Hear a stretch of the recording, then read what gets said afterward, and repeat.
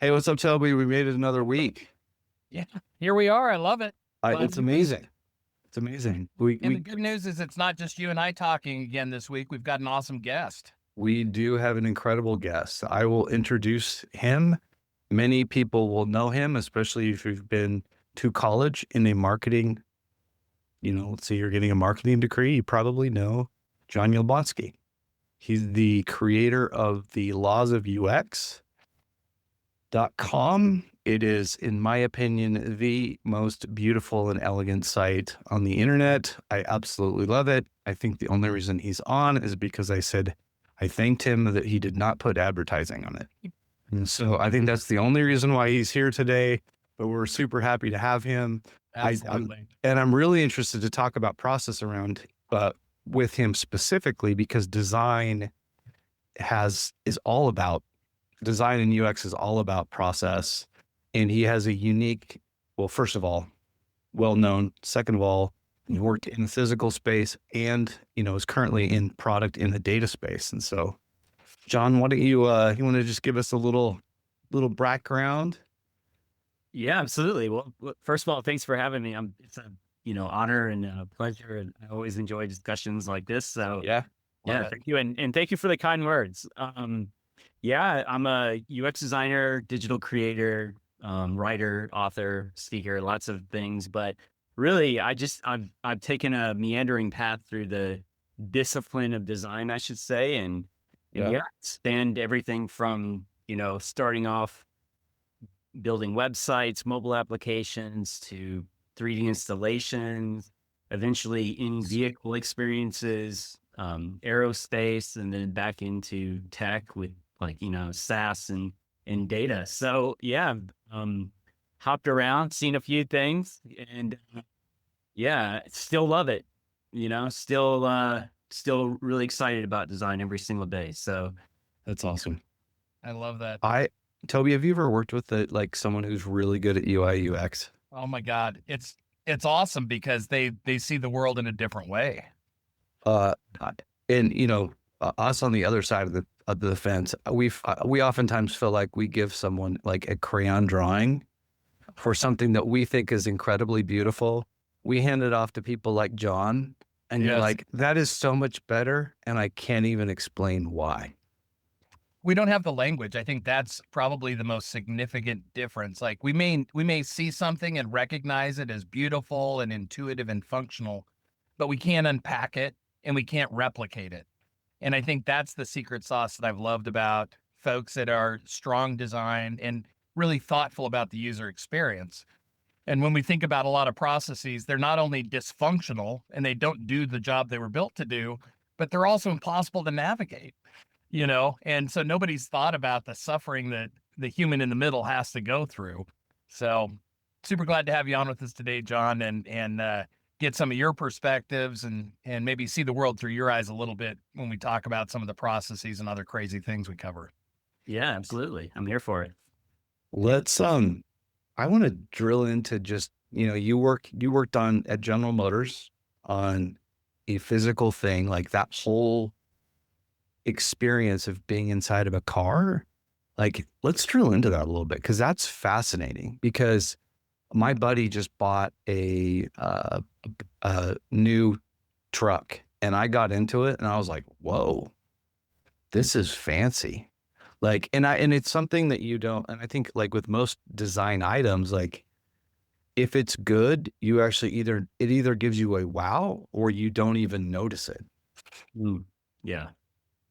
Yeah, I think that a lot of times, it can go either way. It can, the best design is sometimes the design you barely even see. Yeah. It just kind of goes unnoticed, and then you realize, wait, it's really well designed. Yeah. And then sometimes it's like it's crafted to really kind of delight you or surprise you and get your attention. So it's one of the things that's so dynamic about design, and so hard to pin down what good design is sometimes because it is very contextual and such a human kind of endeavor, that it's so fun to engage in and kind of think about and really dedicate your professional kind of energy too. So yeah, I've had a lot of fun. you know, trying to solve that problem, trying to understand it, and trying to really understand the human on the other end too, like how humans kind of perceive and how they understand what good design really is. John, how was it that at GM, how did you guys think about design uh and the user experience? I think that, GM was a really great experience for me because it was going from, strictly digital, focused on websites, applications, and even kind of some 3D installations work to really thinking about it in a physical environment. And then all of a sudden, the physicality of interaction became very, very important. And I understood much deeper appreciation for, ergonomics, human factors engineering, and really this kind of discipline that predates user experience design by many decades, right? So it's kind of like just a deeper appreciation of the craft of design, both in like from an interaction standpoint, and then just a physical object, right? Like if you work in the digital space, like I had been prior to joining GM, you know, it's very ephemeral. Like websites come, they go, they change. Right. It's not there's not this beautiful object that people covet when it comes to a website or an application, and to be part of the creation of that and then contribute to that in the expression of digital kind of interaction within the vehicle, and that being part of the whole experience of the vehicle was just an eye-opening experience for me. So it kind of broadened my understanding of design. And then, you go into an organization like that, the thinking around design, there's kind of two camps, right? It's like, it's very engineering led. So it's very technical. Yeah. And there's a deep appreciation for the deep technical understanding. And that's the part that's heavily rooted in human factors engineering. So there's that kind of lens of thinking about design. And then there's this other side where it's the more traditional style, design, product design, thinking about physical objects and space and aesthetic and form and all these other things that really is kind of almost unique in a lot of ways to the automotive industry. When you think about these story designers that have, designed these vehicles that we really have come to covet, as beautiful objects. So Absolutely. it's that clash that makes working at a place like an automotive company just really interesting. And if you can kind of step back and appreciate both sides of it, you get just kind of very balanced approach to design. So I think really the way we thought about design was from that perspective. It was like, it's rooted in engineering. It's rooted in understanding the mechanics and the material, but then it's also rooted in this like deep appreciation for form and tradition and nostalgia in some ways, and brand equity and just all these things coming together. I think really I came out of that experience just with a much deeper appreciation of my craft. Yeah. I love that. It makes me want to ask, John, working with technical designers and experiential designers, shifting into a big organization like GE that's 100+ years old, did you see the way they work? Did you see that design thinking showing up in their interaction processes or how they facilitate it? I'm just really curious because I think of this as a monolithic organization. Yeah. But what you just described sounds so cutting edge that I'm just wondering if you experienced that kind of design mindedness in the culture and the way they interacted. Yeah, absolutely. I mean, and really that was probably more of an artifact of just a company that's been around for 100+ years, as you mentioned. Yeah. Like seeing things can go sideways sometimes, and seeing that enough time in their history to have learned from that and adapt as far as the process goes. So like a lot of that, process and like, the way they approach, they call them gates in the automotive industry, but really these kind of milestones that you're shooting for in this production timeline, and thinking of it in that way was very good for me at counterbalancing the kind of iterative mindset where, we always treat software like, oh, it's okay. We don't have to get it right this time. We'll ship it. We'll iterate on it. We'll push an update and it'll be fine. Totally. No, for some of our younger listeners, we just want to pause, and we would like to just remember the time in which you had to go to Circuit City and you bought a CD, and that's what you got. Yeah. There were no upgrades. There were no hot fixes. You were stuck. A year or more. Whereas Yes. today it's like, it's 40% good. Ship it. Yeah. We'll send it a hot fix. It'll be fine. I honestly kind of miss those days because there was something about as ephemeral as software feels sometimes. Yeah.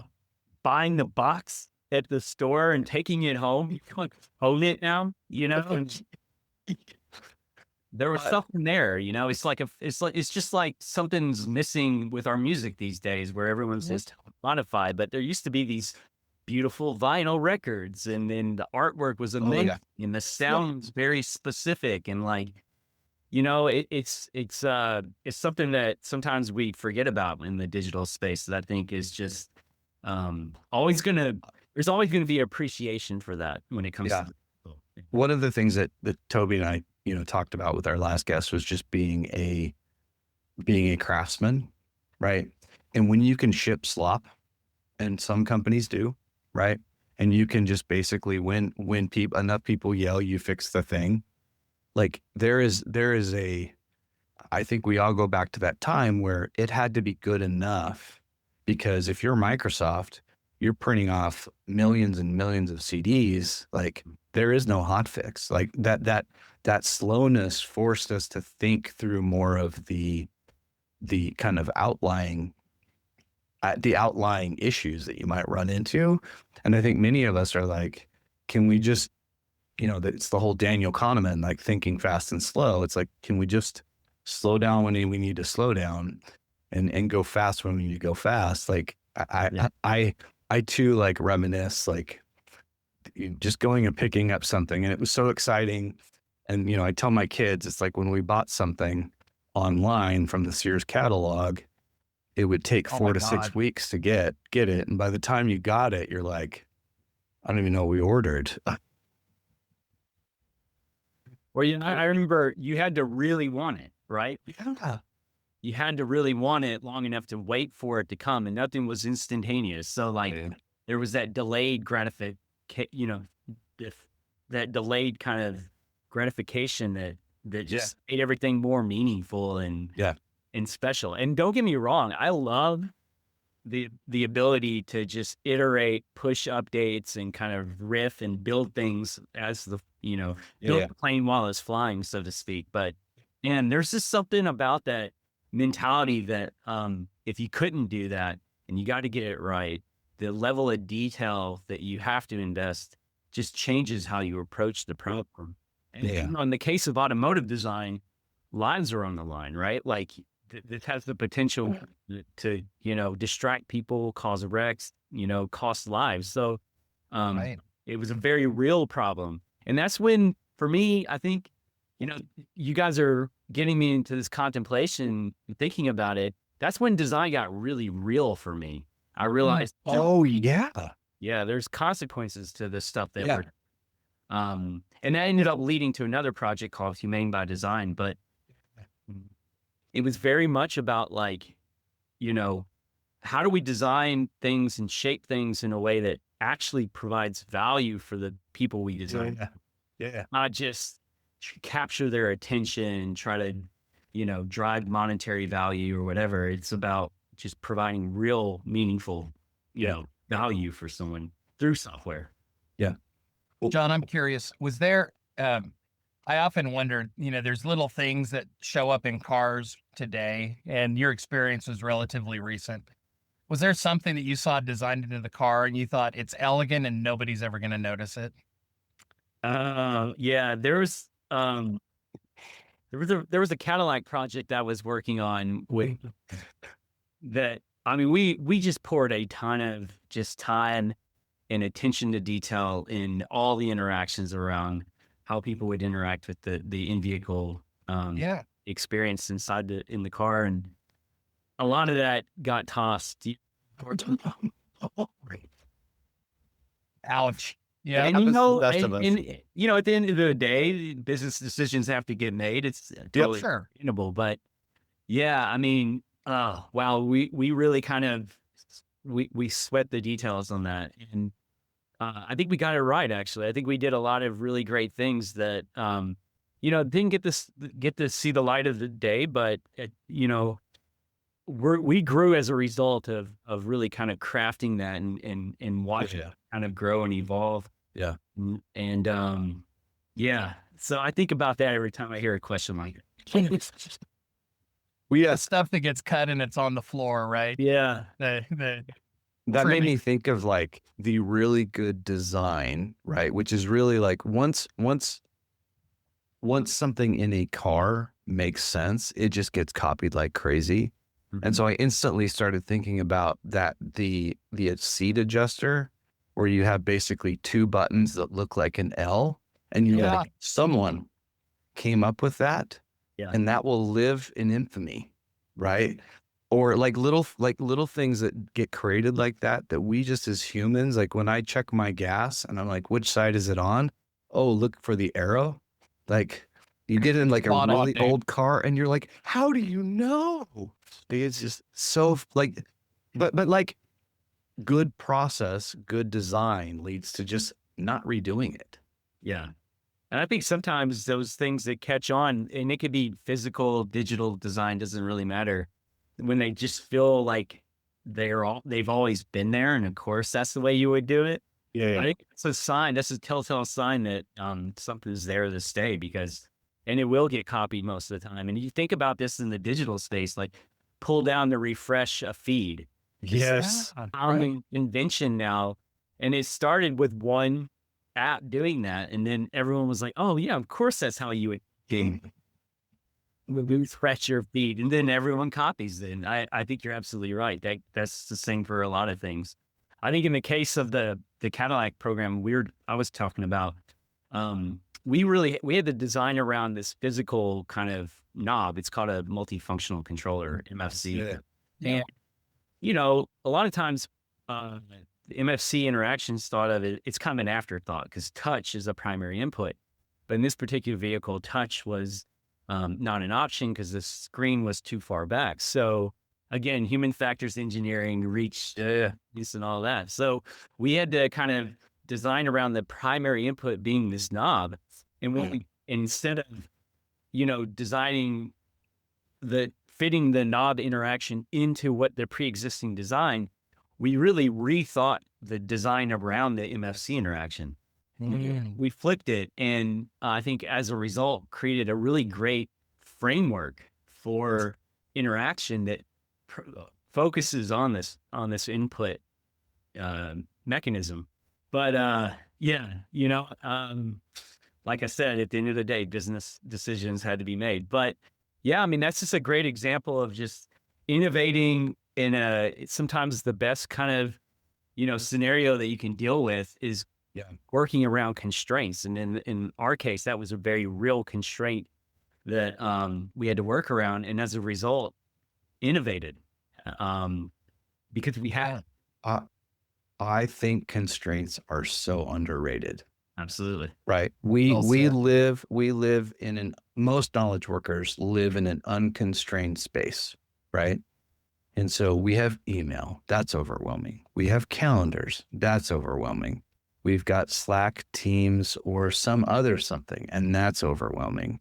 And then we've got our QBR deck, and that has which version are we using? Like we do not constrain our knowledge work. And I think, Toby and I talk about this a lot, like that leads to a lot of just cognitive load and an absolute just ton of just waste of like, where do we go? What do we use? And, I mean, I've been through a couple QBRs where it's so funny because you have, it's like, what template are we using? Here's the newest template, right? And so then you've got someone who either didn't get the memo or intentionally found a prettier template and used that and just basically got all the praise, and before we turned this on, we were talking about what was the concept that you had? where if it's pretty. Oh, aesthetic usability effect. Yeah. So tell us about the aesthetic usability effect, because this is process debt problem, maybe number 4. I do want to, before you explain it, John, I just want to say, I'm going to start dropping aesthetic usability effect on people because it will make me sound so smart. Now I need you to explain it so I use it properly, but I love how that sounds rolling off the tongue. I think, yeah, I think there's 2 that come to mind: aesthetic usability effect and Tesla's law. So, briefly explain that. So Tesla or aesthetic usability effect is kind of almost like it's almost kind of like a warning. Like, don't get kind of carried away with how pretty things look, because sometimes that can actually mask problems like usability problems, or, a lot of times we get locked in on like how things look aesthetically, and that can distract from whether or not it's actually usable or informative. Yeah. Contains the right information. So Oh. aesthetic usability effects really important. You were mentioning slides. Well, it can be a pretty slide, but it can actually not contain all the information you need. And Well, that never happens, John. But hypothetically, I suppose. sick. My Right. 20-year-old self would be like, no public company would ever have slides that didn't have all the information and were just pretty.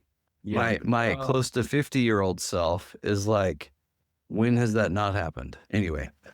Totally. I think, the other one that comes to mind, when I think about process in general, I think about Tesla's law, because there's an inherent kind of relationship with complexity in process. And I think that Tesla's law states that there's going to be a certain degree of complexity that you just cannot abstract away, right? No. It's inherent to the thing you're designing for. So you have to either embrace that and we're talking about constraints, like it becomes part of the design constraints that you're working with, or you kind of have to, basically just build on top of it and burden the user with that information. So like, it could be, for example, we're just riffing on the metaphor of like a slide deck. We be very, decide you're not going to kind of synthesize that information down and throw it all in bullet points and just have like a ton of text on the slide. Well, that's why the cognitive load will increase, because it's just too much information for someone to take in, right? And when you think about slides, a lot of times it's about telling a story. So you got this, no one's going to read all your bullet points when you tell a story. In fact, there was a really interesting presentation I set in one time in Switzerland, and I watched this presenter talk about, kind of like the way he likes to build his presentations. And he was talking about how no one really reads any text on your slides unless it's like at least like 96 pixels big and like once. I was like, he has a great point. No one really kind of does that, So that stuck with me, and it just makes me kind of think about Tesla's law a lot of times, when it just, the amount of information you're asking people to kind of process at a given time. It's really interesting. One of the things that we talk about a lot is the kind of the difference between, we both have finance degrees. Toby is an adjunct professor. I just read a lot. But one of the things that we've talked about is like finance is so structured that like it down to the penny, like, and it's been consistent for 200 years. Right. And then you get to the other side of the business, which is pitching new product lines or pitching different things. And it's so fungible. And so it's so interesting. Like one of the things that I've thought about, which would be really nice in a PowerPoint slide, is like you put a little box in the upper right of the slide that's like, this is our total revenue. And if you just if you just carved out the number, like the size of that total revenue that this was and that you expected it to be, like at least you could be grounded.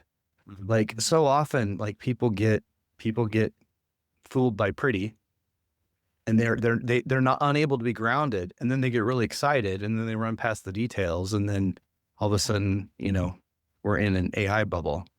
What was it? It's a form of a function problem, though, for sure. Yeah. This is So, this reminds me of kind of like a lifelong. I'm just so deeply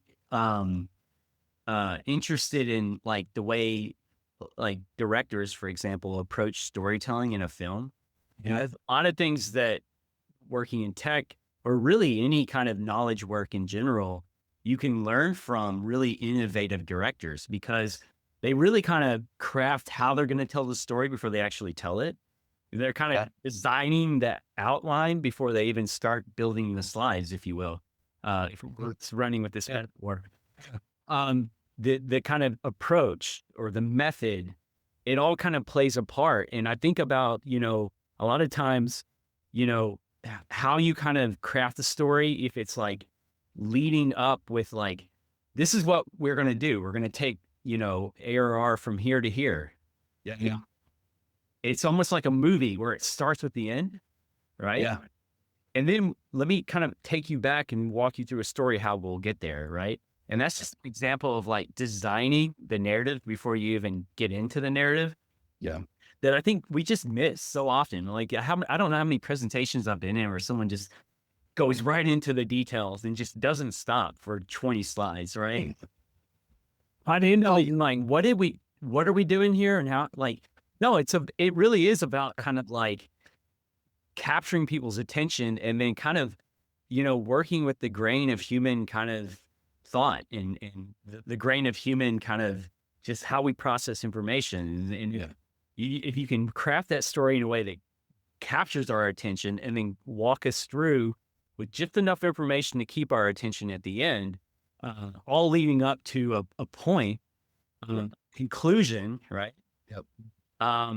It's more memorable, it's more effective, it's more motivating, all the things. So it's interesting. Like, I want to just tie this back to like the whole, like the process of storytelling. Like, we inherently are storytellers. For millennia, we have told stories, right? We underestimate how much that is just written in our DNA. I mean, if you think about like the Odyssey and the Iliad, like those are literally like stories. yeah, Like those were verbal stories at some point. You can fact check me. I could totally be wrong there, but those are literally like, those are stories. And I think sometimes what we forget is we are human beings. We're not human doings. And we think we're human doings. And so we force people into bad tools and we're like, do the thing. And the people are like, I want some autonomy, but I also want to know what the rules are. And the rules are unclear and you're not giving me autonomy. And so then it's, I'm just going to go sit in the corner or go in the break room and eat a sandwich or something. yeah. I mean, I think you make a really good point. And this is even more important to consider in the age of generative AI and all that. Yeah. Because a lot of that autonomy we start to lose, right? Like we just surrender it to the technology. And I think that human history is littered with the examples of why we shouldn't do that, Yeah. We want to be involved. Yep. But we also want to be able to stay engaged and not have to do the monotonous stuff. And I think from that perspective, I'm really optimistic when it comes to things like generative AI, because I think that gives us a tool for really, especially in knowledge work, being able to kind of, kind of delegate away that monotonous kind of work so we can do the deeply inspiring, deeply engaging stuff. But we still want to have the autonomy, right? We still want to be able to kind of like say, that's great, that's not great. And just treat it as a tool and not like a replacement for human capabilities. The interesting, that's the craftsman piece, right? Yeah. A good craftsman understands the role tools play and they use them appropriately. You don't use your hammer for everything. The hammer has a role. Yeah. So you make an excellent distinction there. I love that. One of the things that I think is interesting is with AI, and I've been using Claude Code and, messing with markdown files and having some fun there. But what's interesting is we're all going to be better at our individual craft. But the other component of us being human and basically being good at our craft is having that community. And so there is going to be this bridge in which we have tools which are great and they're not community tools or they're not enterprise tools. And so we become a bunch of unique snowflakes that are doing stuff in different ways. And so we don't have the kind of tying it back to the constraints, right? Like you can't have one without the other. And so that's going to be an interesting thing as the bar for creating good content and even good PowerPoint that bar is going to get really high because, Claude or one of the other LLMs is going to create that for you. Yeah. Yeah. I think, I think that's actually one of the great things about generative AI, right? Like it's the one that you're using today, whatever that is, Claude Code or whatever, it'll be the worst version of that you'll ever use. Yeah. It's an interesting kind of, Oh, right. Yeah. interesting concept to consider. It's only going to get better. But at the same time, there's this tension between that and what are the things that are just so uniquely human that isn't, deterministic. It's kind of can change and deeply kind of human and very contextual and hard to kind of codify into a neural network. You know what I mean? Yeah.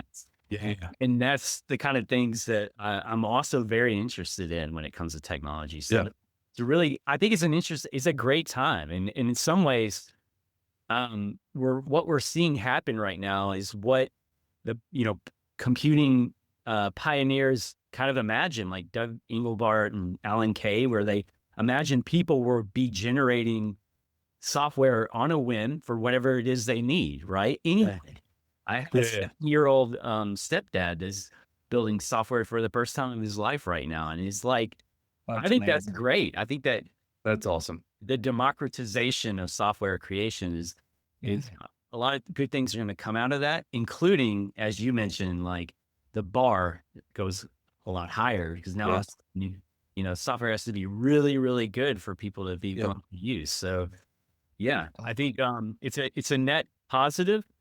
And, there's also going to be downsides, I'm sure. What could possibly go wrong, John? It's an entire genre around. Hey, and let me switch gears a little bit because, you were talking about the automotive interface that you guys did in Cadillac, and it made me think of something similar that I had in Audi several years ago, and it was intuitive in as much as it reminded me of the original iPod. Right? Very simple interface. There's not a learning curve. You just have to understand how the interface works. And I know there's a lot more complexity that was abstracted. Similarly, when Google launched, it was boringly simple. All it had was a box and their name, and they abstracted all the complexity. And so having worked in the physical and, having lived so much in the digital world and working to create products and analyzing products as you do through, finding these principles and laws of UX. What are some of those user experience things that ease the pain around process adoption? Because we don't often think about it. We think about it from did we train them? Did we tell them it's coming? But rarely do we think about the process. And Chris and I, doing a lot of software configuration for clients, a lot of times they want to put everything possible on the page, just like that really bad slide that nobody wants to read. And you mentioned cognitive load as being one of those UX considerations. Are there certain elements that make processes easier to adopt in the workplace that listeners should be thinking about? I'm like, we've got the guy, let's ask him.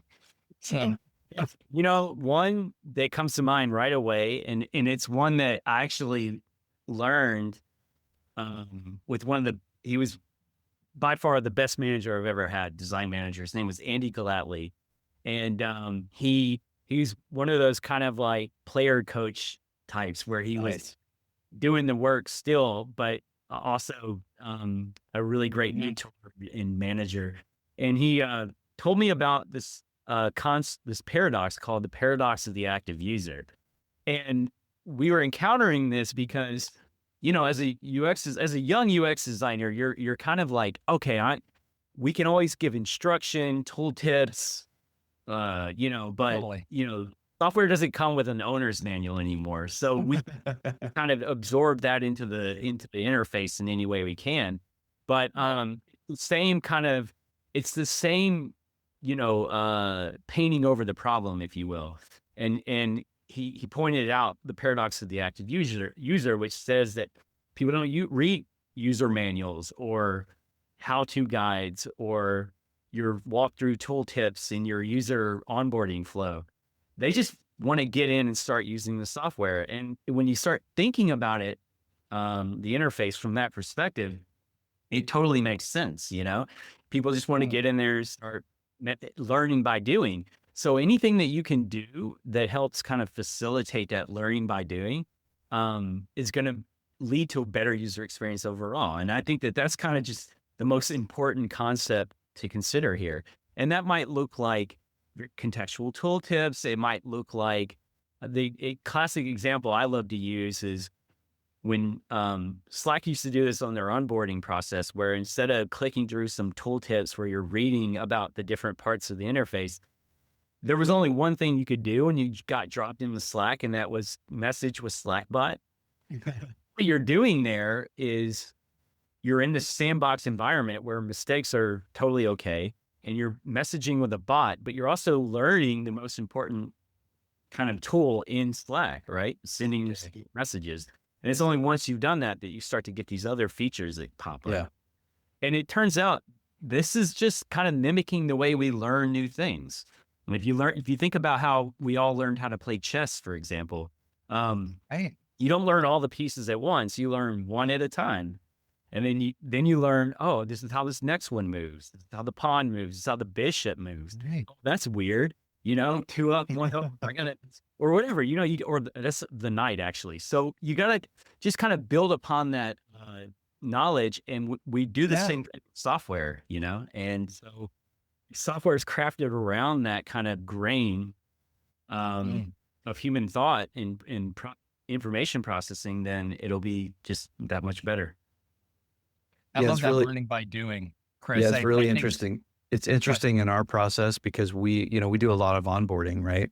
Yeah. And it really is academic, both our understanding of the client's business and the client's understanding of the application that they're being onboarded. It's literally all academic until they get hands on keyboard. Until then, it's like both sides may have this great idea, but by getting in and building it together, which is honestly like the funnest part of my job, by doing that together, it's like, oh, that doesn't work because of system constraint, or that doesn't work because my end users don't understand tech, or that doesn't work because of this, or we've got this other ancillary process that we never talked about for the 3 months that we've been in this thing. And by the way, we've got to do, we got to do the thing. And so I absolutely love that. I do think that like a lot of large scale implementations miss that piece of like, I don't care what it is. You got to get in the tool. You got to use the tool. I don't care if it could be a hammer, it could be a SaaS tool, but you got to use it. Most play to win for sure. Yeah. I think, that reminds me of a project I worked on. And this is one of the things I think is so promising about what new technology can bring. So spatial computing, for example, is really interesting for tradesmen or anyone that's doing, like, for example, in the case of this project I was working on, they were field technicians that were going out and repairing damaged power lines, right? Now, that's a high stakes kind of task, right? Turns out it's a really deadly career profession to be a part of. But if you can de-risk that by training people, then you kind of increase their chances of not having accidents. The problem with that traditionally was, how do you do that, right? And I think that was really what was great about these like spatial computing devices that really simulated those kind of circumstances and gave these technicians the ability to train up before it became very high stakes. Yeah. And risky for them to learn on the job. So, and I think about how much other software, it took us a really long time to figure out that kind of people are learn by doing. This is how we actually, I mean, you think about fighter pilots, they have to get in simulators to learn. And prior to simulators, what did they do? I don't know. They had to fly, they had to get flight time. So it's just, it sometimes, and this is part of maybe the history buff in me. I love looking at the historical context and thinking about how long it took us to get to a conclusion, a way to do things. Oh, yeah. And we're still kind of experiencing that. There's so many industries that just have remained somewhat untouched by the advancements that we're figuring out in SaaS or whatever, Yeah. So It's a relatively new paradigm in which we've been able to model out or experience in a super safe test environment, to your point, what's otherwise very dangerous or very costly. yeah. And so I think about some of the modeling. I was chatting with an engineer, a young guy that's right out of school, and he said, I do model testing of new forklifts. And so he said, everything I'm doing is scenarios you could drive a physical forklift through, but it's expensive and you break stuff and nobody gets hurt. Yeah. And I thought, my God, we've only been able to do this now for a couple decades Yeah. out of our collective existence, where all of our trial was literally by fire or huge rocks or animals eating us if we were wrong, So how we build hypotheses in this kind of trial environment is a brand new skill for all of us. Yeah. Yeah. I love it. Any Just a parting couple thoughts, minutes John? left. I'll tell you, I was going to ask you, John, if you could have folks better appreciate just one thing about the art of user experience, we're not all going to become the expert you are or live and think and breathe it as deeply. And yet there's subtle things that could be incorporated. It's just back to this idea. You see things in a different way, and you've worked with a lot of non-designers. Is there something you'd leave our listeners with about just maybe a different way of looking at it, or maybe a little helpful tip? Yeah. I think even designers kind of fall into the trap of thinking this way sometimes, but the concept of like an idealized user is something that is really hard to avoid. And so you have to kind of build a process that circumvents that. It bakes that into, working around that, because that's like a fallacy that we can fall into really quickly, and just assume that either we understand our users because we use that software too, which is, it's actually called it's a cognitive bias called the false consensus effect. But like there is no such thing as an idealized user, right? And just kind of going back to the history of like human factors engineering, this has been a thing that we've kind of fallen into. Even the pioneering design thinkers of the time fall into this trap of idealizing the user and trying to quantify all the things around how they interact with software or interact on, control panels and all these things. And if there's one thing that we've kind of learned over and over again through decades of building software, it's that there is no such thing as an idealized user. We're all kind of, you're distracted, temporarily disabled. Maybe, we got lots of things competing for our attention. Maybe we're in a low visibility environment. There's just so many factors that are completely impossible to consider all at the beginning. So what we have to do is kind of approach problem solving and building software around the non-idealized user, right? And there's a lot of really interesting kind of approaches to this, but my favorite is designing for the most disadvantaged user, designing around the ones that have the most challenges, because if you design a really great experience for them, you can find a good experience for everyone. And then a lot of times it's those people that are out there on the fringes of your user base that actually they're living in the future. And if you think from that perspective, you're kind of skating where the puck will be and not where it is now. So there's a lot of advantages to kind of approaching design and problem solving from that perspective.